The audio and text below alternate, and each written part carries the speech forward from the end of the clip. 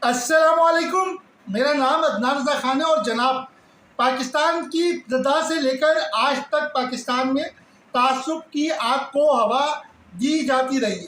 اس وقت بھی سندھی اور مہاجر کو لڑوانے کی آگ تیار ہے اور اسی طرح بلوچ اور پنجابی کے درمیان بھی نفرتوں کے بیج بوئے گئے۔ اس سے پہلے بھی ماضی میں اگر ہم دیکھیں تو اس طرح کی آگ بھڑکائی جاتی رہی ہے، جس میں پٹھان مہاجر فسادات اور اسی طرح جو ہے دیگر فسادات جن کے سندھی اور پٹھان فسادات کو ہوا دی گئی ہے۔ اور اسی طرح اگر ہم ماضی قریب میں تھوڑا پیچھے چلے جائیں تو جو ہمارے مشرقی پاکستان تھا جو بعد میں بنگلہ دیش بنا، وہاں پہ بھی تعصب کی آگ کو پہلے ہوا دی گئی تھی، جو کہ بعد میں مکتی بائن کی شکل میں ابھر کے سامنے آئی اور پاکستان جو ہے وہ دو ٹکڑوں میں تقسیم ہو گیا۔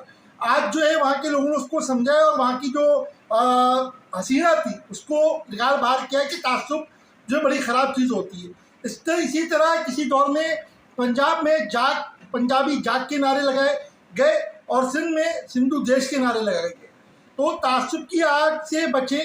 یہ تعصب کی آگ کون پھیلا رہا ہے؟ یہ وہی قوتیں ہیں جو پاکستان میں انتشار پھیلانا چاہتی ہیں۔ یہ وہی قوتیں ہیں جن کے خلاف گزشتہ مہینوں میں آپریشن بیان المرصوص کیا گیا۔ یہ وہی قوتیں ہیں جو باہر کے ممالک کی اعلی کار ہیں۔